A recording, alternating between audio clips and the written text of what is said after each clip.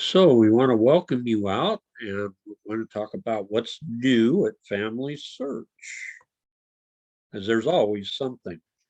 And so the clock is running, and we're going to find out some new features that have been added and a lot of updates, because many of the things that we're going to talk about tonight are actually updates of things they've had for a long time. Okay, one of them is the change of family search support. I know we need to talk about that some more because I constantly see notes where people say, I have this problem or that problem. And the simple answer is, well, just call family search. But you know, that is going out the window very soon. And so it's very few people are actually able to still call family search. A lot of this change, they say, is because they're trying to provide a more customized help experience. But in all honesty, a lot of it comes from the fact that they're quite frankly having trouble getting missionaries to do the job. And without enough missionaries to man the stuff, there's just not enough coverage. And so they have to go different ways. And so thankfully, there's advancements in technology now with new tools, and we're able to do things that we couldn't do before. And so some of our old methods are going to be phased out and dropped completely, such as chats and things like that. And even the phone calls are going to be changed in many ways. A lot of what they're doing is they would like to move help over into the online community at Family Search. And so you're going to see a bigger and bigger push all the time to go to Family Search community and ask your question there. And eventually you'll probably reach the point where if you want to ask a question, that's where you're going to have to go. So when you go to the new contact us page, this is what it looks like. And across the top, we have different regions of the world identified. And each of those regions has a unique way of contacting Family Search. Some don't have phone service at all. Some of them use some different things that we don't even use here in the US, but it works for them. So you need to know from each part of the world where the person's from, and then what can they do to contact Family Search, because it will vary. They also have 3 other options that they would like you to take part in. One of them is to visit the community, as I said. This replaces chats and emails. You can't do either one of those things anymore for most of the world. The second one is they have a whole thing for getting started for beginners. They have a whole module of activities that beginners can be walked through to get started. That should answer many of their questions if they were calling in saying, how do I get started in Family Search? Because they have a whole program set up for them. And then in-person help, we've talked about this before. This isn't anything new. If you need help with research, you can still contact Family Search and set up a 20-minute consultation with one of the people in Salt Lake. And you give them your question and background of what you know. And then they schedule an appointment with you and they meet with you for 20 minutes. And so that is available as a third option. So remember, in addition to what you're going to see on the next slide, there's still the community getting started and in-person help that you can use. So if we're in North America, like most of us are, at least the ones that are here live tonight, you see now that our US and Canada area, hours of operation, in other words, the times that they will take phone calls is only from 9 a.m. to 6 p.m. Monday through Saturday, and on Sundays from 1 p.m. to 6 p.m. It says time zone GMT -7. That's Greenwich Mean Time -7, which easier to remember is just Mountain Time. So make it 1 hour earlier here. We can call between 8 a.m. and 5 p.m. here during the week, and on Sunday from noon till 5. Okay, and then the phone numbers are still there. But then notice at the bottom it says schedule a call. It says looking to speak to a FamilySearch representative. A new feature will soon be available. What they don't say specifically here is it's going to replace the live phone call.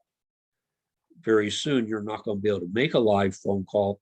You'll schedule a phone call that's at a time convenient to you and a time convenient to the missionaries that are servicing. And so that will be a change that'll be coming along here soon. Eventually, they'll just block out the phone call number and say, sign up here and they'll call you at the time you agree to.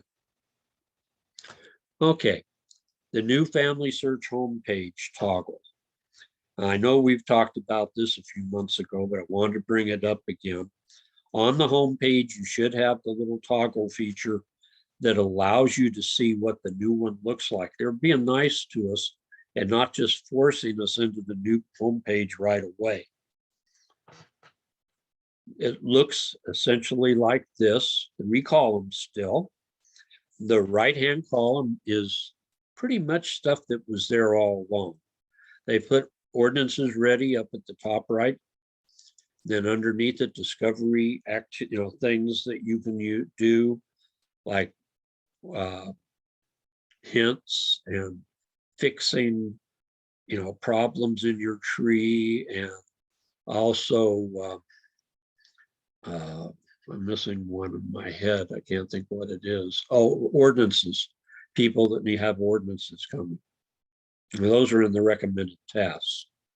I'm sorry, that's down there. And then recent people you visited is below that.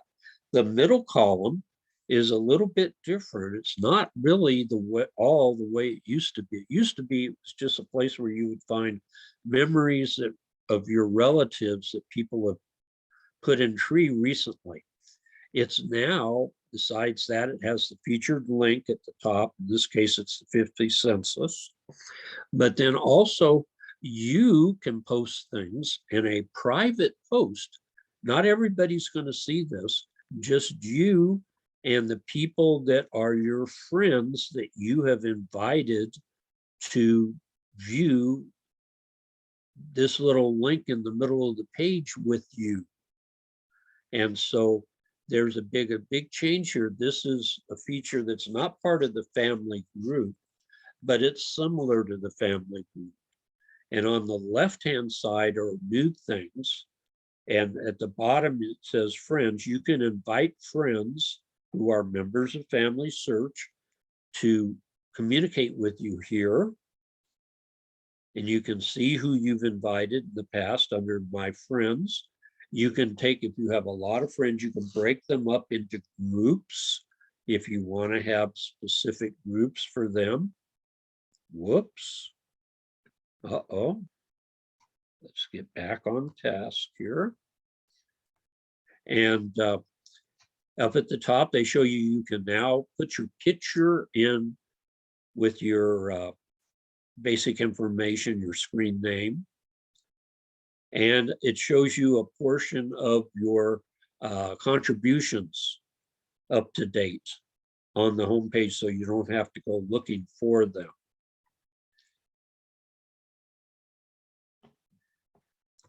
So the page is a little bit different.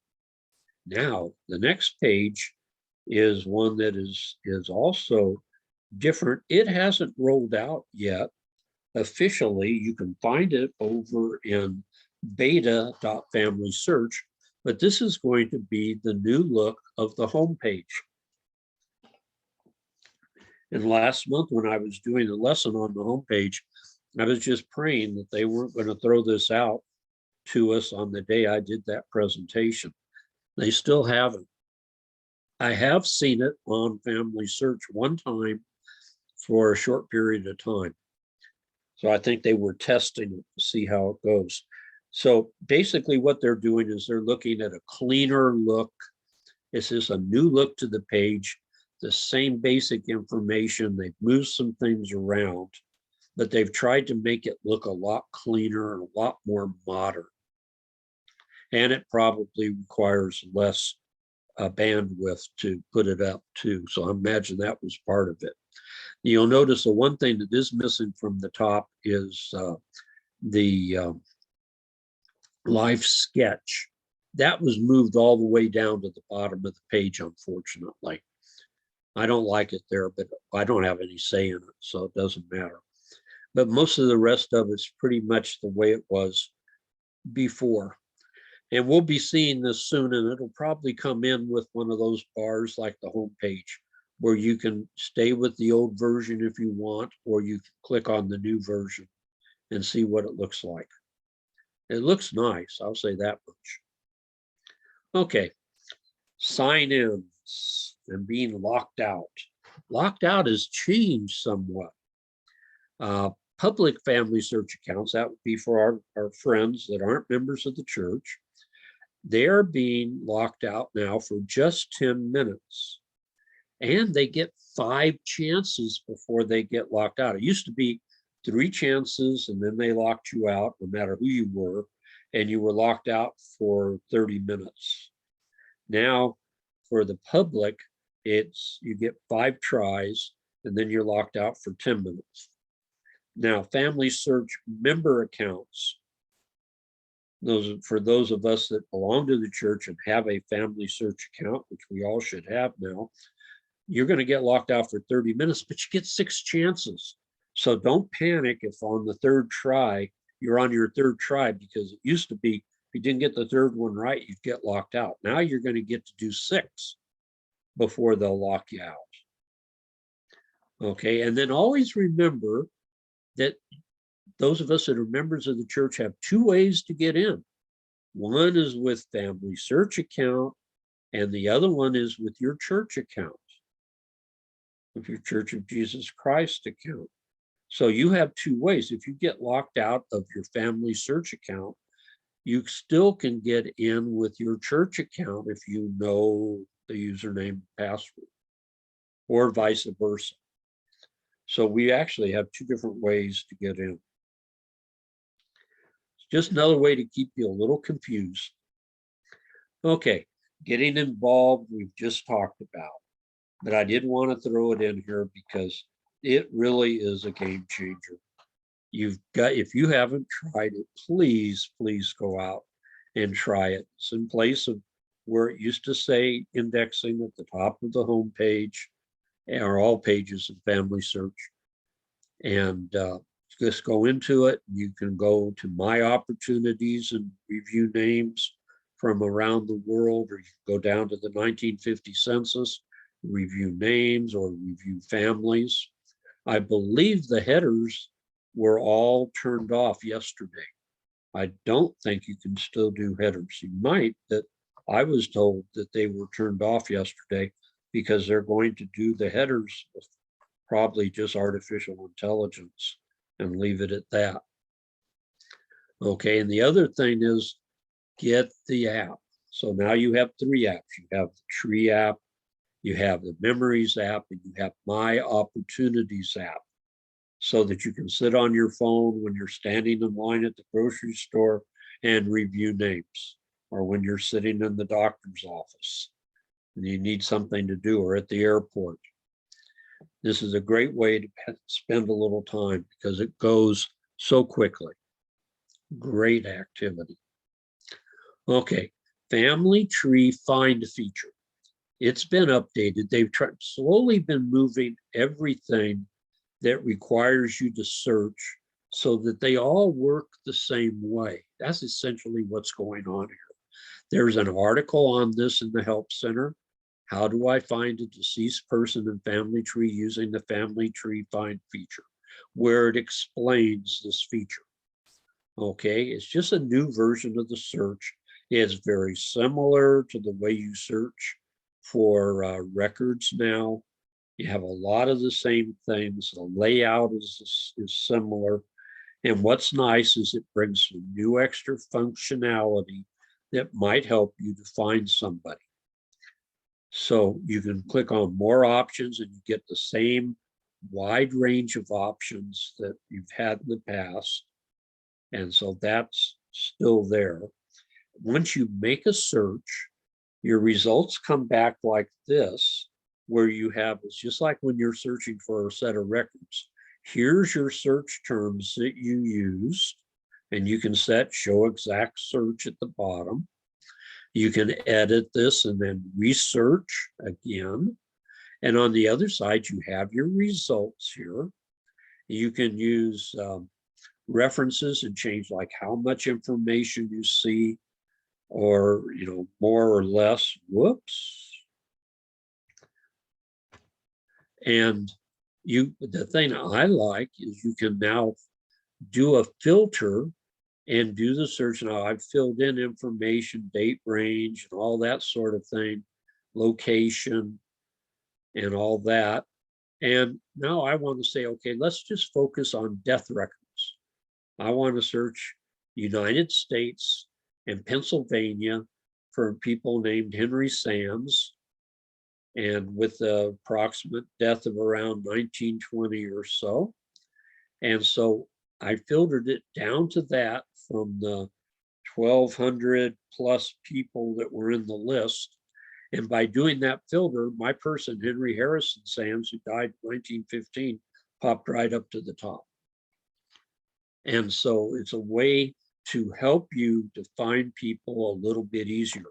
It's still the easiest to find a person if they're married by putting in just their names and their spouse's name, first and last names. And just do a search on that. You'll almost always get the person you're after. If you didn't know if they were married, if you don't know who the spouse is, and you need to search just for that person by themselves, then maybe use some of these other little tricks, and it might help you to find the people. So the search has been improved. I feel it's improved. It's just a little tweak, but it might make your life a little better too.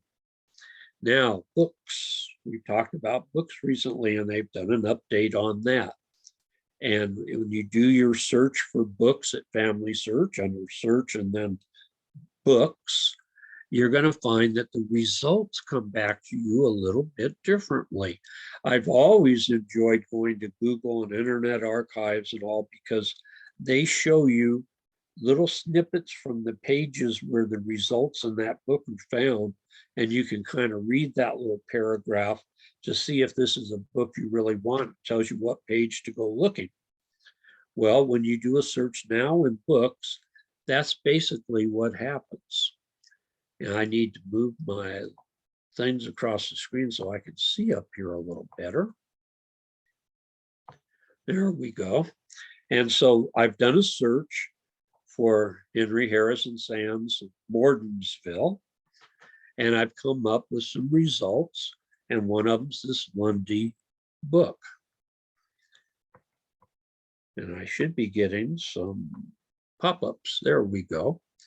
And so I have two different ways now I can view the books that come up as results. One of them is in a list. That's what we've got right now. That's all we've ever seen before.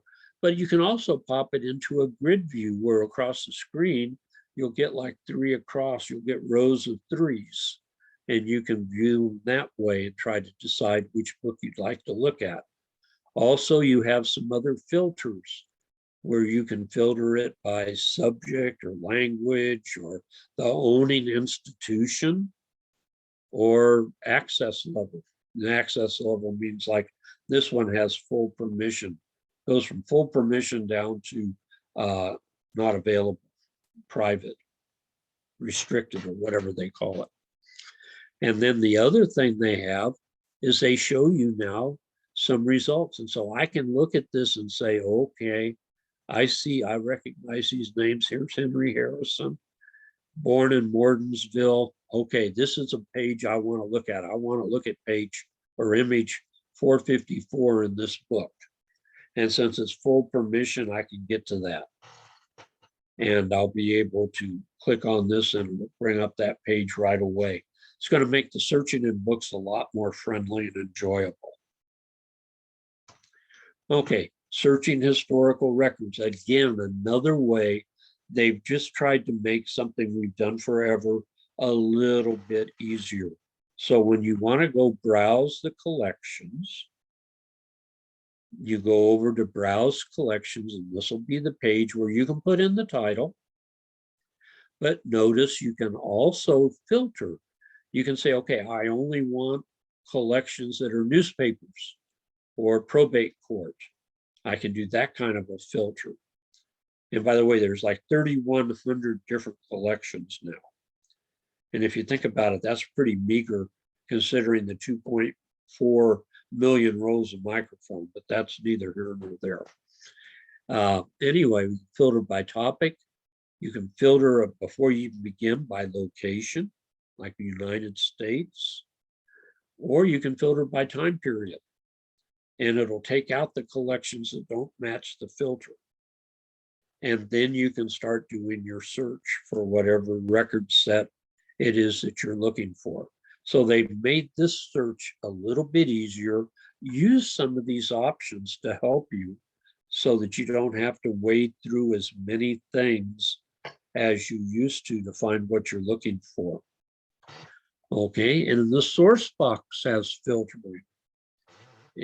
I don't know if this is really brand new. It's something that I have noticed until just recently. You can search by title. You can put a title in there. One of the things you can put in there is a person's name. If you have a lot of records that are sources that name the person, I could put Henry Harrison Sands in there, and I know it would pull up some Henry Harrison Sands records. But there's also other filters that I can go to by clicking this little filter icon.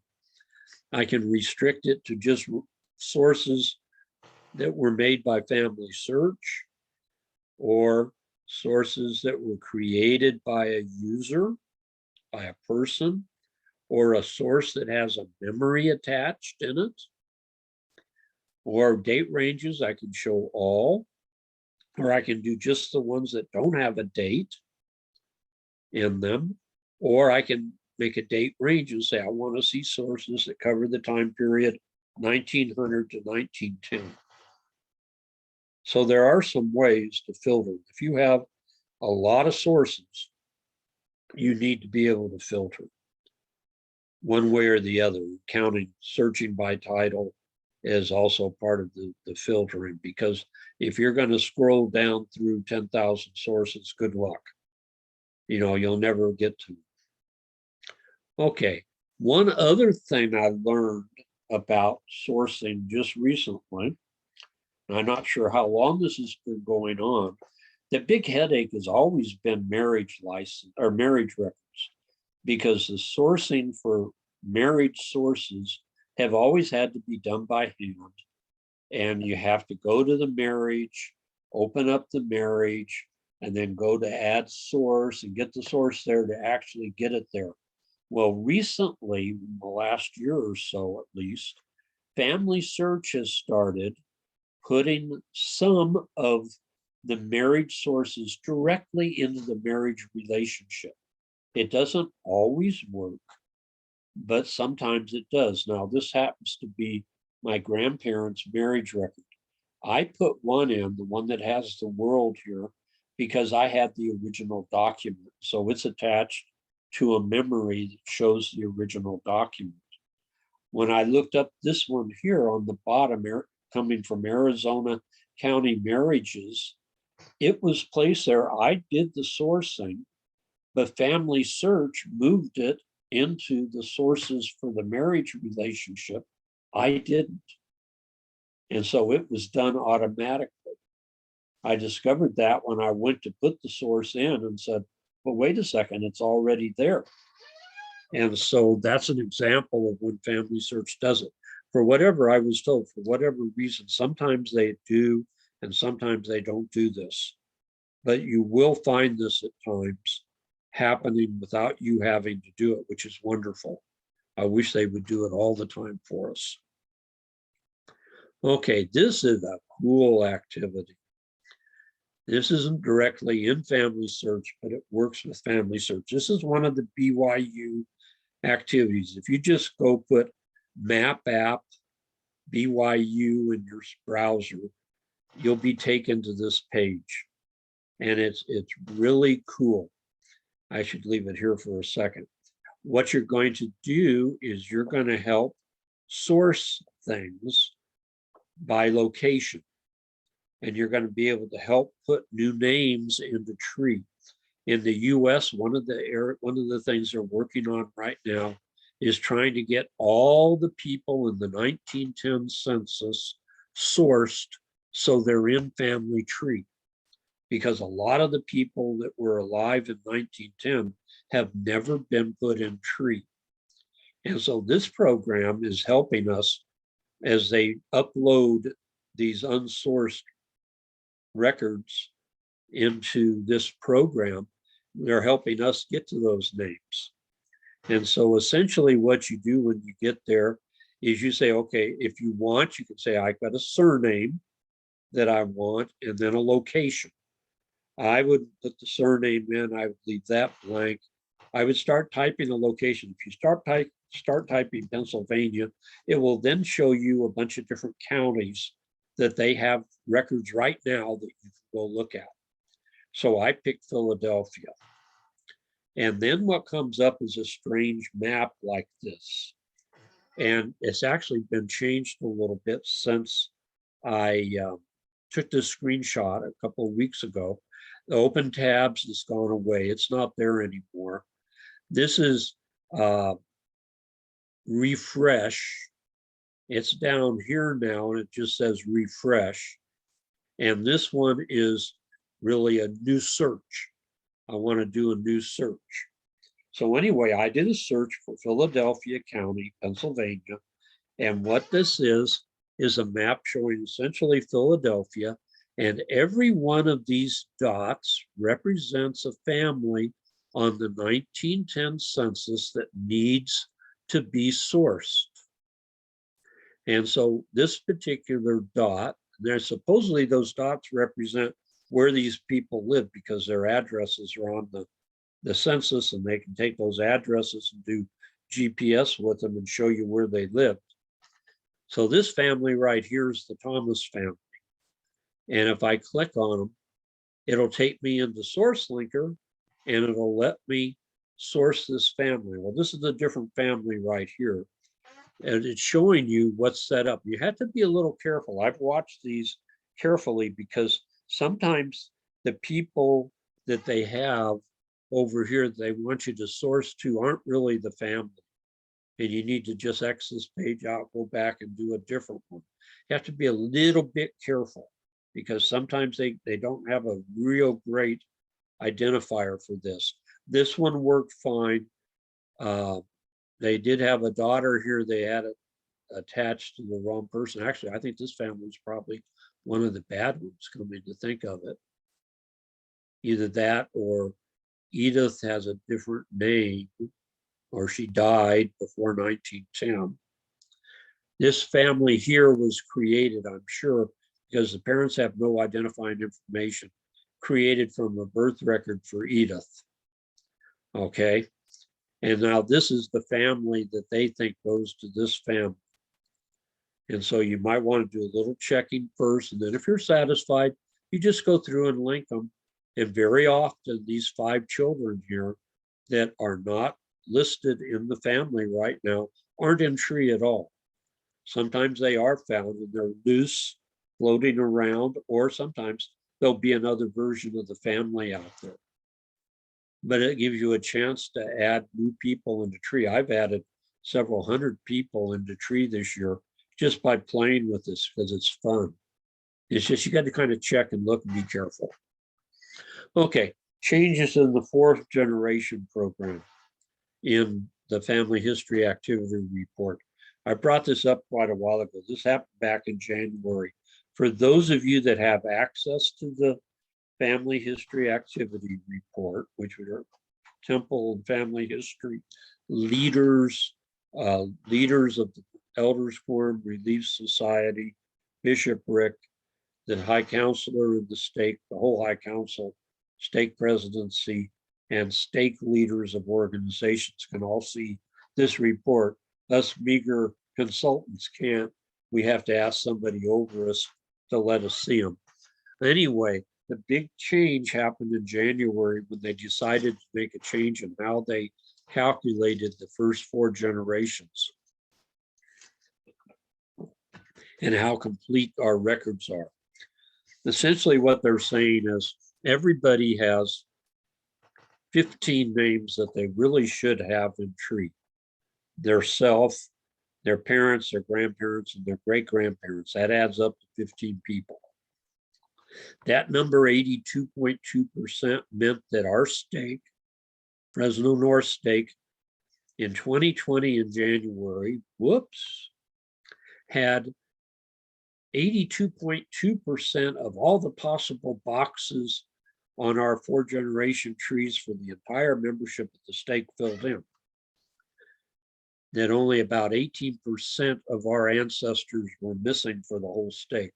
Well, that wasn't really a true figure because, see, they only know for sure the records of the people who have signed up to use FamilySearch.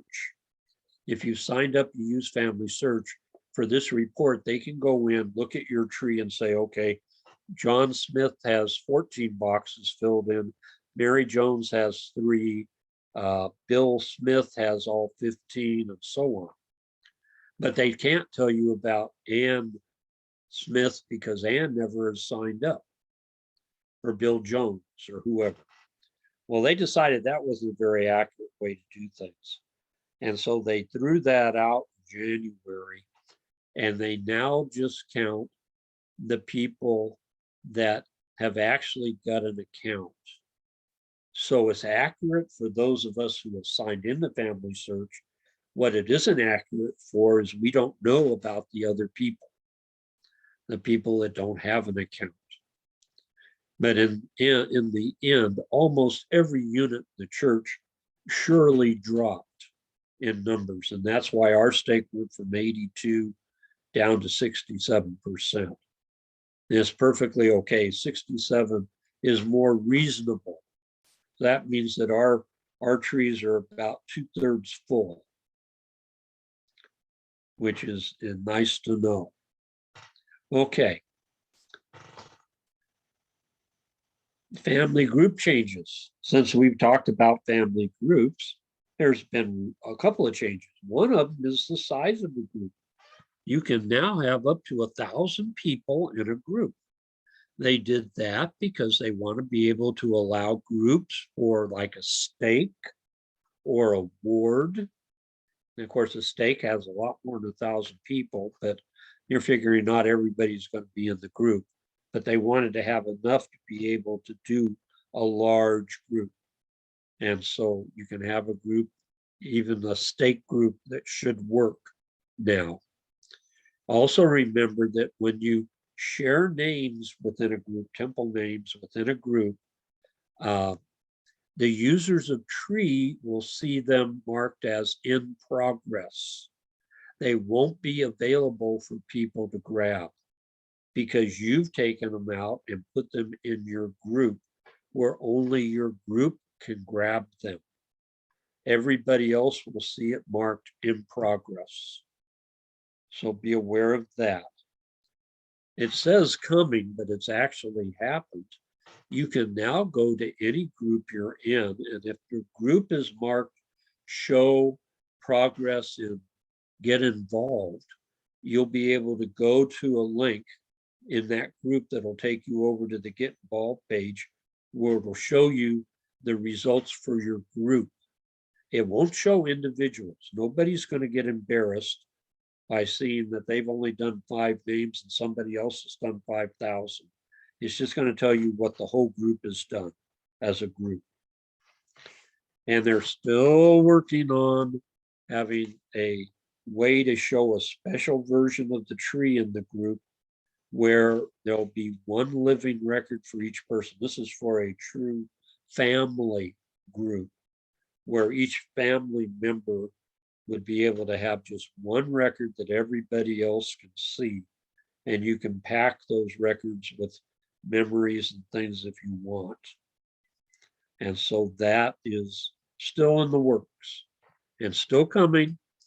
Just have to wait. We don't know which lifetime it'll be in, but sooner or later we'll eventually have it. Okay, also in temple lists, eventually you're going to see in your temple list another thing pop up, ward and stake, where you'll be able to see names that other ward members or stake members have contributed and shared with the temple.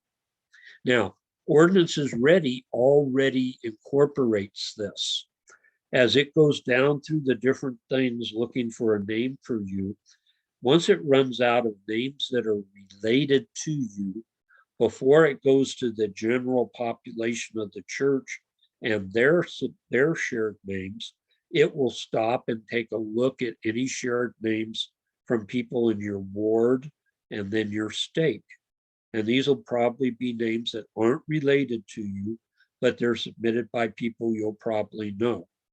And it will offer you those names. Well, that ability is coming soon to your temple list on FamilySearch. And eventually when it's active, you will see this pop up in there. Besides your reservations, you're shared with the temple, your names you put in family groups, you'll now see ward and stake names, the completed names and ordinances ready and all the rest.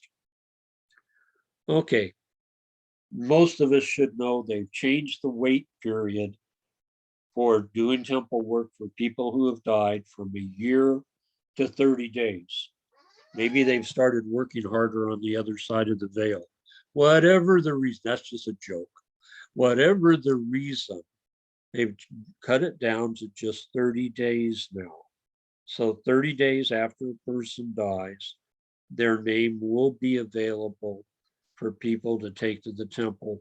You'll still have to have the same rules that apply for anybody else who's born within the last 110 years, unless your relative was over 110 years old.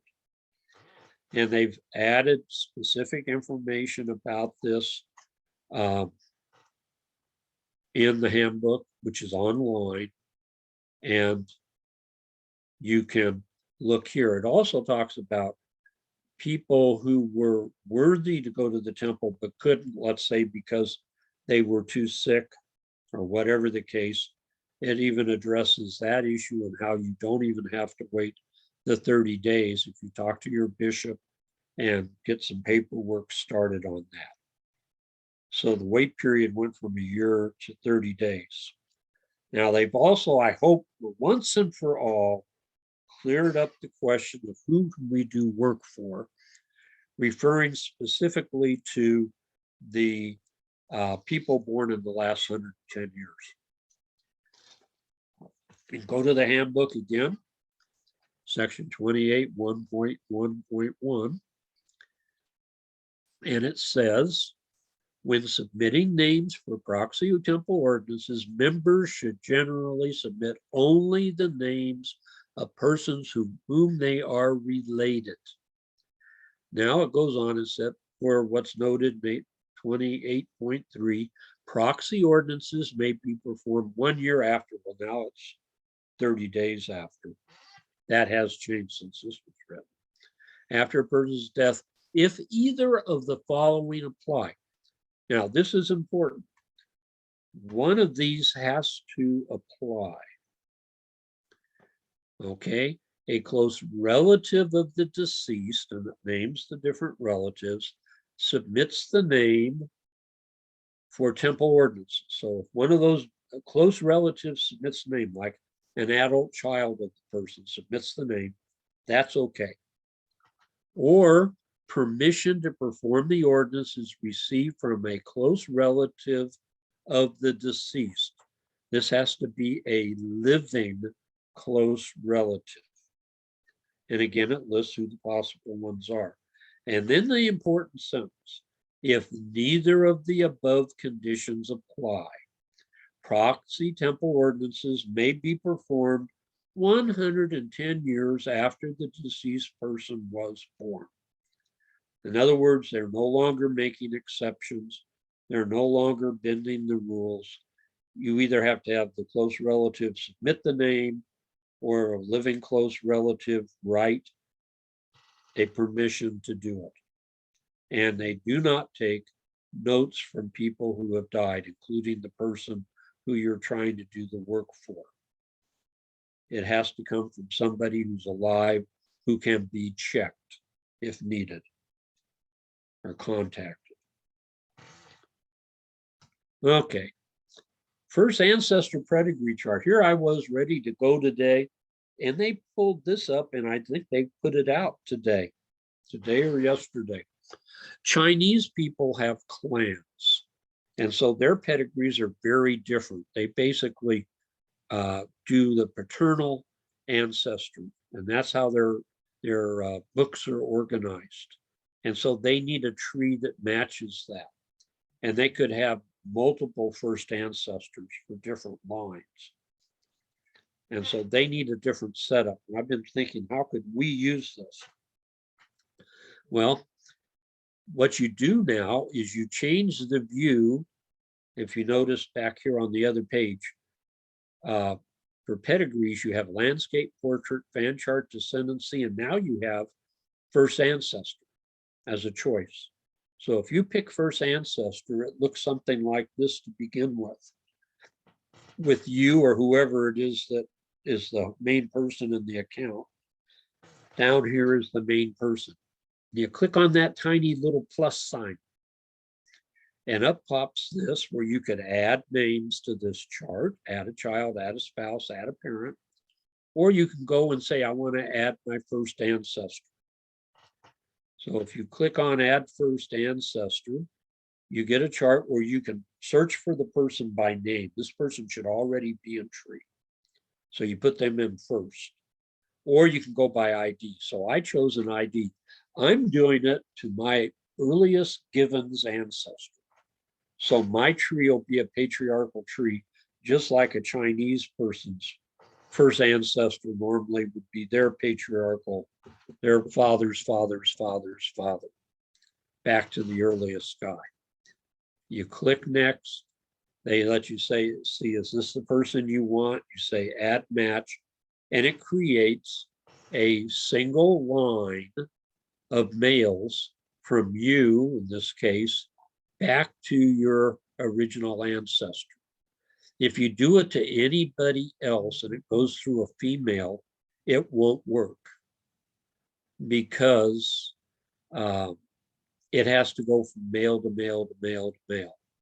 But I thought I'd show you this, and I was trying to think of how this could be used. If you were doing a descendancy project and you wanted to work just on, in this case, Givenses, the only ones that you can carry down are the men who had children. And so those little arrows pointing down show me where I can go to follow my Givens relatives down the line. And so that's kind of cool. But for most of us, it's not going to work. But for anybody who's Chinese or Korean or any other groups in Asia where they use clans, this will be a great help to them because it's organized in a way that they understand. Okay, MyHeritage at the end, last stuff, we'll be done. I love MyHeritage because of what they do with photos. You can colorize them, you can enhance them, which means make them sharper. You can even animate them. And then another thing that they do that they don't show here is you can repair. You can fix like creases and things like that to a degree in photos, but they don't consider that on the same level of colorizing, enhancing, or animating. And now there's a thing called deep story that we'll get to. But first, colorizing itself is just cool. I see a lot of this on Family Tree now as people are colorizing their old black and white photos. These are both my grandmothers.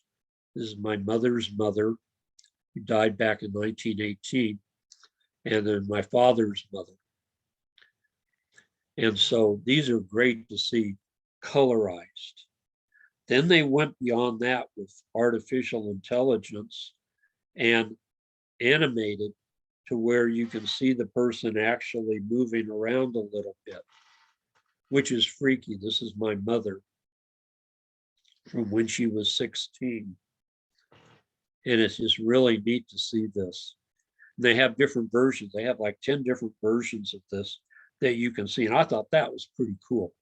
But this newest one is really cool. They will take your ancestor and they will have them tell you their life story.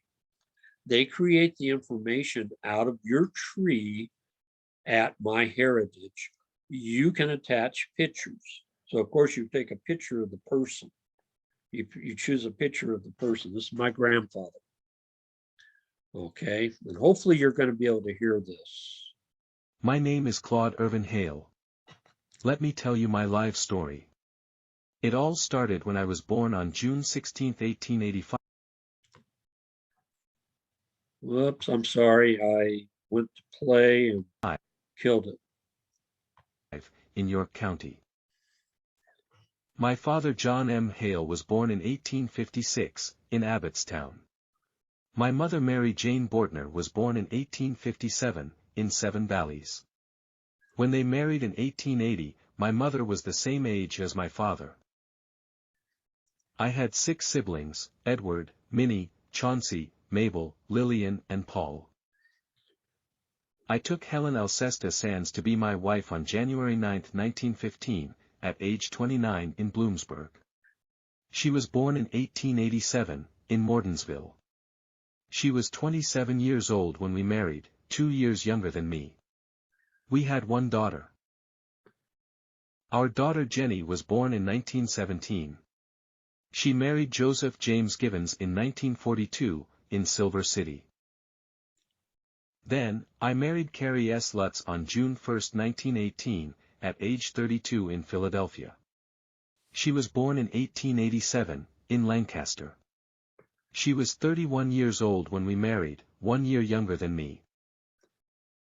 Helen and I had 2 wonderful grandsons, James and Robert. I'm glad I could share my life story with you. I hope you enjoyed watching. Goodbye. I think that is just so cool. You don't have a lot of control over the story, but you can put pictures in for the various parts of the story. And it's all set up for you at MyHeritage. And so you have to have a tree there. So if you're interested in doing something like this, make sure that you get a download of your tree available so that you can upload it to MyHeritage and create a tree. So anyway, I just love MyHeritage. I thought, well, we'll throw this in addition to everything else. Okay, that's it. So let me stop the recording.